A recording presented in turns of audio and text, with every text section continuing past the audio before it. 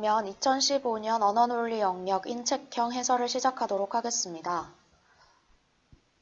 먼저 문제 1번입니다.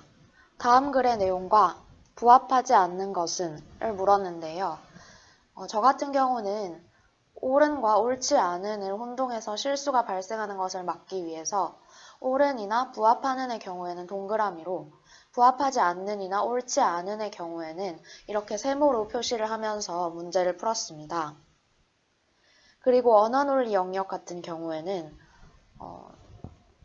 상당히 기본적인 사항이지만 당연히 주요 내용이나 키워드를 밑줄이나 동그라미로 표시하면서 읽어내려갔습니다. 그리고 저 같은 경우는 본문을 먼저 읽은 이후에 선지를 읽었는데요. 선지를 먼저 읽으면 그 선지 내용이 무의식적으로 옳거나 옳지 않은 것으로 생각이 된 이후에 본문을 읽게 되는 것 같아서 본문부터 읽은 이후에 선지를 읽으면서 문제를 풀었습니다. 그렇다면 본격적으로 문제 1번 해설을 시작하도록 하겠습니다. 문제에서 부합하지 않는 것은을 물었기 때문에 사실 확인형 문제로 글의 내용을 조금 세밀하게 체크하면서 읽어내려갈 필요가 있음을 알 수 있습니다. 보기 1번부터 살펴보도록 하겠습니다. 보기 1번에서 시조묘의 건립뿐 아니라 건립 당시 제사도 시조왕의 자식이 주관하였다 라고 하였는데요. 1문단에 보시면 세 번째 줄에서 시조묘는 혁거세의 아들로 신라의 두 번째 왕인 남의 차차옹이 건립하였으며 남의 차차옹의 친누이인 아로가 제사를 주관하였다고 하였으므로 시조묘의 건립뿐 아니라 제사도 시조왕의 자식들이었던 남의 차차옹과 아로가 주관하였음을 알 수 있습니다. 따라서 옳은 보기입니다. 다음으로 두 번째 보기입니다. 김씨 왕들은 시조묘의 제사에서 자신들의 왕조 시조인 김할지에 대해 제사를 지냈다라고 하였는데요. 1문단 후반부에 보시면 하지만 미추 이사금이 박혁거세의 묘에서 제사를 지낸 것은 혁거세 자체만을 제사 지낸 것이지 그의 직계조상까지 제사 지낸 것은 아니었다. 시조묘 제사는 신라를 건국한 시조, 즉 국조에 대한 제사였기 때문이다 라고 하였습니다. 따라서 김씨 왕들은 박혁거세에게만 제사를 지냈지 자신들의 직계조상이자 왕조 시조인 김할지에 대해서 제사를 지낸 것은 아님을 알 수 있습니다. 따라서 2번 보기가 틀린 선지이고 정답이 되겠습니다. 여기서 보시면 본문에서는 직계조상이라고 표현을 해놨는데 정답인 2번 선지에서는 이를 왕조 시조라고 표현만 바꾸어서 선지를 구성했음을 알 수 있습니다. 다음으로 3번 보기입니다. 혁거세가 강림한 아래서 태어나고 죽어서 하늘로 올라갔다는 신화는 그를 광명신으로 인식하였음을 보여준다 라고 하였는데요. 두 번째 문단 7번째 줄에 보시면 불구아는 몽골어나 투르크어의 불칸과 같은 의미며 이는 하늘신, 즉 광명신이라는 의미이다. 여기서 하늘신이 광명신과 같은 것임을 알 수 있습니다. 그리고 그 뒷부분을 보시면 어떻게 해석하든 불구네라는 명칭은 신라인들이 혁거세를 하늘신으로 인식했음을 보여주는 것이다. 신라의 건국 신화에서 혁거세가 하늘로부터 내려온 알에서 태어났으며 그가 죽은 후 승천하였다고 한 것은 신라인들이 혁거세를 하늘신으로 인식한 사실을 신화적으로 표현한 것이다.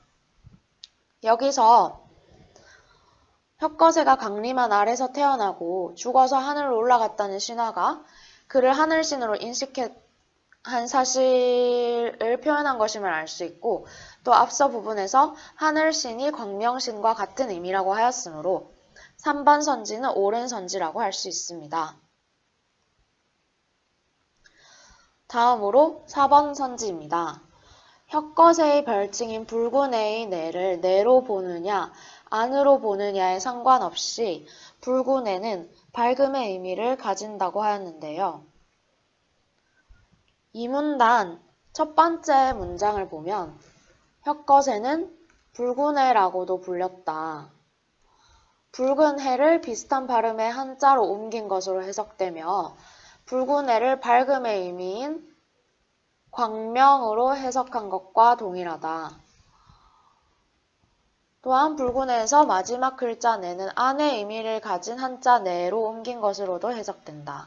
불구 안으로도 해석된다. 불구 안은 불감과 같은 의미며 이는 하늘신 광명신의 의미다. 어떻게 해석하든 붉은해라는 명칭은 이렇게 내용이 계속 이어지고 있는데요. 이로부터 붉은해로 해석하는 경우에는 붉은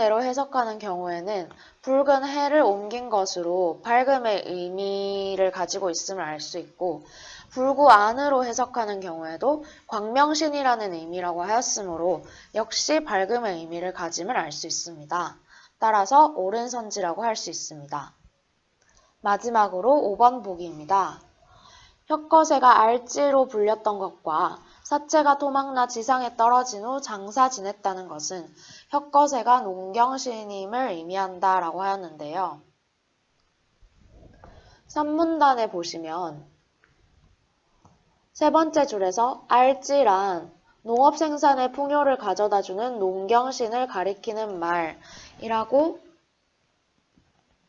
하였고 또한 그 다음 문장에서 혁거세가 죽어서 승천하였다가 시신이 오분되어 땅에 떨어졌으며 오체를 각기 장사 지냈다고 하는 건국신화가 주목된다.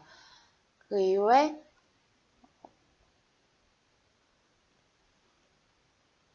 계속 제사에 대한 내용이 나오다가 마지막 문장에서 신라의 시조묘에 대한 제사는 제천 행사이면서 농경신에 대한 제사, 즉 농경의례이기도 하였다라고 하였습니다. 이 내용으로부터 혁거세가 알지로도 불렸는데 알지는 농경신을 가리키는 말이고 또 혁거세에 대한 제사는 농경신에 대한 제사의 의미를 가지기도 하였다고 하였으므로 5번 선지는 옳은 선지임을 알 수 있습니다. 다음 2번 문제입니다. 다음 글에서 알 수 있는 것은 을 물었는데 추론형 문제입니다. 따라서 본문의 내용을 파악하는 동시에 충분한 이해를 바탕으로 추론을 해야 함을 알 수 있습니다. 먼저 첫 번째 선지부터 보도록 하겠습니다. 첫 번째 선지에서 족보를 보유하면 양반 가문으로 인정받았다고 하였는데요. 본문을 읽어보시면 족보를 보유한다고 해서 양반 가문으로 인정받았다는 내용은 없고 그리고 마지막 문단에 보시면 양반들은 대개 족보를 보유하게 되었다. 하지만 조상의 계보와 사회적 지위를 윤색하거나 은폐하기도 하였다.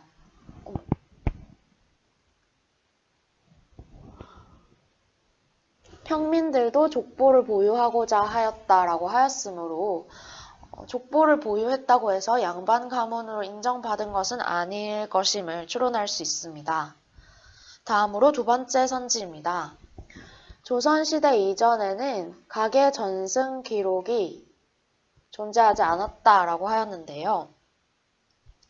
첫 번째 문장에 보시면 현존하는 족보 가운데 가장 오래된 것이 성화보라고 하였고 이는 조선시대 성종 때 간행된 것이라고 하였습니다. 최초의 족보는 조선시대 성종 때 간행된 성화보이지만 족보 외의 다른 가계 전승 기록에 대해서는 전혀 언급하고 있지 않았기 때문에 이로부터 조선시대 이전에는 가계 전승 기록이 존재하지 않았음을 추론할 수는 없습니다. 따라서 2번도 틀린 선지입니다. 다음으로 3번 선지입니다. 성화보는 조선 후기와 달리 목의 중심의 친족 관계를 반영하였다. 여기에서 이제 체크해야 될 사항은 두 가지라고 할 수 있는데요. 과연 조선 후기에는 목의 중심이 아니었는지, 그리고 성화보가 목의 중심의 친족 관계를 반영한 것인지를 본문으로부터 확인해 보아야 합니다. 이 문단에 보시면 성화보는 아들과 딸을 차별하지 않고 출생 순서대로 기재하였고 또 외손들도 모두 친손과 다름없이 기재하였다 같은 내용이 나옵니다. 하지만 그렇다고 해서 성화보가 목의 중심이었다고는 말할 수 없으며 그리고 족보의 작성이 조선 후기에 어떤 방식으로 변하였는지도 본문 전체에서 나오고 있지 않기 때문에 3번도 역시 추론할 수 없는 내용으로서 틀린 선지입니다. 다음으로 4번 선지를 살펴보도록 하겠습니다. 성화보 간행 이후 족보의 중요성이 인식되어 거가 대족의 족보는 정확하게 작성되었다. 여기서도 이제 성화보의 간행으로 족보의 중요성이 족보의 중요성이 인식된 것인지 그리고 거가대족의 족보가 정확하게 작성되었는지 두 가지를 글로부터 확인하여야 합니다. 3문단에 보시면 서거정이 우리나라는 자고로 종법이 없고 족보가 없어서 비록 거가대족이라도 기록이 빈약하여 겨우 몇 대를 전할 뿐이므로 라고 하였고 성화보 역시 시조 쪽으로 갈수록 기록이 빈약한 편이라고 하였습니다.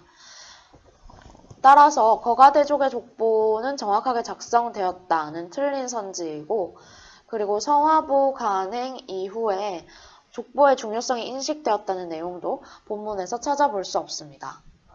다음으로 5번 선지입니다. 태조부터 성종 때까지 유력 성관과 친인척 관계인 과거 급제자들이 많았다 라고 하였는데요. 앞서 살펴본 바와 같이 1문단 첫 번째 문장에서 성화보는 성종 때 간행된 족보라고 하였습니다. 한편 이 문단 마지막 문장을 보시면 안동권 씨가 당대의 유력 성관이고 안동권 씨의 본소는 물론이고 인척관계의 결연으로 이루어진 외손까지 상세히 기재하다 보니 조선 건국에서부터 당시까지 당시는 성종 때를 의미하겠죠. 당시까지 과거 급제자의 절반 정도가 성화보에 등장한다라고 하고 있습니다. 따라서 태조부터 성종 때까지 유력 성관이었던 안동권 씨와 친인척 관계였던 과거 급제자들이 많았음을 추론할 수 있습니다. 5번이 옳은 선지로서 정답이 됩니다. 이 문제에서 첫 번째 문단 첫째 문장과 두 번째 문단 마지막 문장을 조합해서 추론할 수 있는 선지인 정답을 구성했음을 알 수 있습니다. 네, 그러면 3번으로 넘어가도록 하겠습니다. 3번입니다. 다음 글에서 알 수 있는 것은 역시 추론형 문제인데요. 글의 내용을 체크하는 동시에 충분히 이해를 함으로써 추론할 수 있도록 하여야 할 것입니다. 먼저 1번 선지입니다. 스파르타에서는 구성원의 계급에 따라 직업 선택이 제한되어 있었다. 이 문단에서 계급에 따라서 어떠한 직업을 가졌고 어떠한 권리와 의무를 가졌는지 구체적으로 설명하고 있는데요. 여기서 스파르타인들이 유일한 직업은 군인이었고 두 번째 계급은 상공업에만 종사하도록 되어 있는 페리오이코이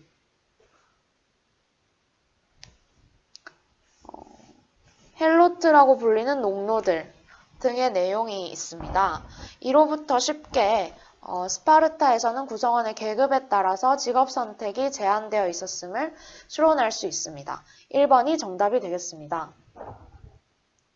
저 같은 경우는 언어논리 문제를 풀면서 이 문제처럼 정답이 1번이나 2번에 나왔을 때에도 그 이후 선지를 간략히라도 체크하고 넘어가면서 문제를 풀었는데요. 언어 논리 같은 경우에는 수학적으로 답이 있는 것이 아니기 때문에 나한테 옳거나 본인에게 옳거나 옳지 않다고 느껴지더라도 그거보다 더 옳거나 더 옳지 않은 선지가 그 이후에 나올 수 있다고 생각했기 때문에 간략히라도 그 이후의 선지들도 체크하고 넘어갔습니다. 하지만 이 문제 같은 경우에는 1번이 정답임이 상당히 명백하기 때문에 실전에서 풀면서 1번을 체크하고 2, 3, 4, 5번을 따로 확인을 하지 않고 넘어가도 될 것 같습니다. 네, 그러면 다음으로 2번 선지를 살펴보도록 하겠습니다. 스파르타에서는 병역 의무를 이행한 사람들에게는 참정권을 부여하였다라고 하였는데요. 권리와 의무에 대해서 자세히 설명하고 있는 두 번째 문단을 다시 보면 페리오이코이라고 불리는 자유인의 경우에는 참정권과 선거권이 없었지만 병역 의무는 주어졌다라고 하였습니다. 따라서 병역 의무를 이행한 사람들에게는 참정권을 부여하였다는 2번 선지는 틀린 선지임을 알 수 있습니다. 다음으로 3번 선지입니다. 스파르타가 막강한 군사대국이 될 수 있었던 것은 농업과 상공업을 발전시켰기 때문이다. 여기서 스파르타가 막강한 군사대국이었는지 그리고 막강한 군사대국이었다면 농업과 상공업을 발전시킨 것이 그 이유인지를 글로부터 파악할 수 있어야 합니다. 마지막 문단을 보시면 스파르타인이 농업과 상공업을 피지배 계급들에게 맡기고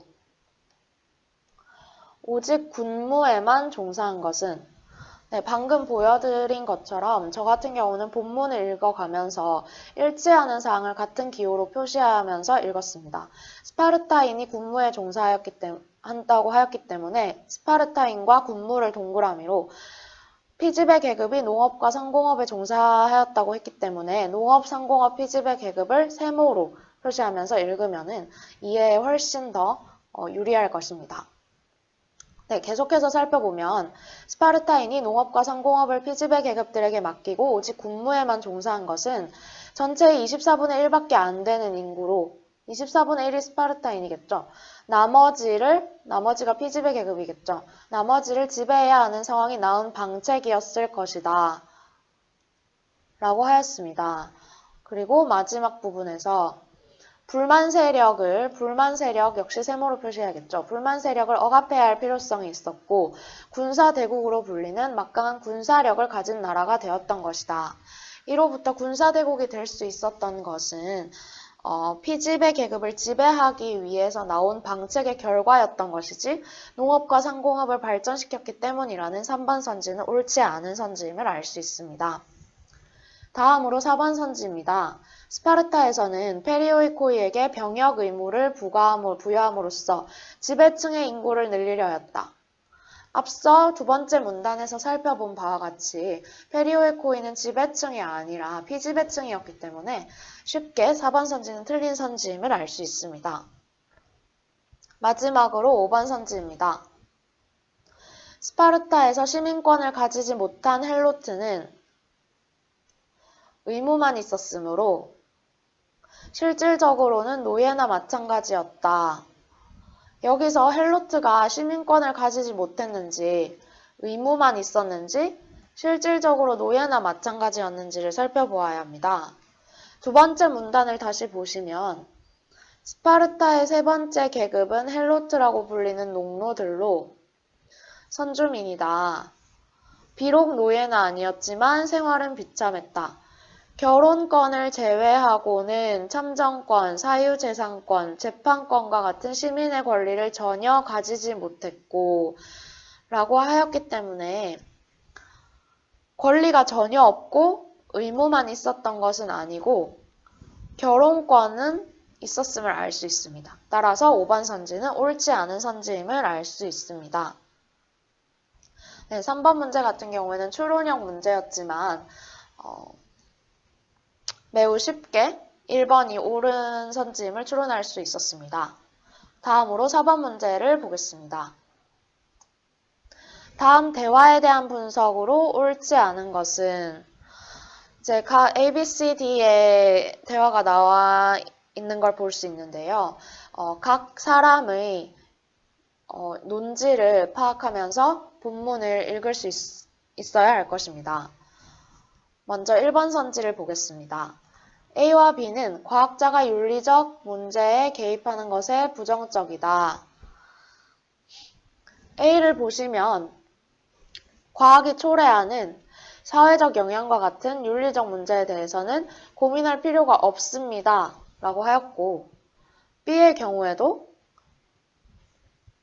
과학과 관련된 윤리적 문제를 전문적으로 연구하는 윤리학자들이 있습니다. 과학이 초래하는 사회적 문제는 이들에게 맡겨두어야지 전문가도 아닌 과학자가 개입할 필요가 없습니다. 라고 하였으므로 1번은 옳은 선지임을 쉽게 알 수 있습니다. 다음으로 2번 선지입니다. B와 C는 과학윤리가 과학자의 전문 분야가 아니라고 본다. B의 경우에는 앞서 1번 선지에서 살펴본 바와 같이 전문가도 아닌 과학자라고 하였으므로 과학윤리에 있어서 과학윤리가 과학자의 전문 분야가 아니라고 보고 있음을 알 수 있습니다. 역시 C의 경우에도 과학윤리에 대해 과학자가 전문성이 없는 것은 사실입니다. 라고 하였으므로 이번 선지는 옳은 선지임을 쉽게 알 수 있습니다. 다음으로 3번입니다. B와 C는 과학이론이 앞으로 어떻게 전개될지 정확히 예측하기 어렵다고 본다라고 하였는데요. B의 경우에 보시면 둘째, 과학이 불러올 미래의 윤리적 문제는 과학이론의 미래와 마찬가지로 확실하게 예측하기 어렵다는 점입니다. 라고 하였고요. C의 경우에도 또한 미래에 어떤 새로운 과학이론이 등장할지 그리고 그 이론이 어떤 사회적 영향을 가져올지 미리 알기는 어렵다는 점도 중요합니다. 라고 하였으므로 3번 선지 역시 옳은 선지임을 쉽게 알 수 있습니다. 다음으로 4번 선지입니다. B와 D는 과학자의 전문성이 과학이 초래하는 사회적 문제 해결에 긍정적 기여를 할 것이라고 본다라고 하였는데요.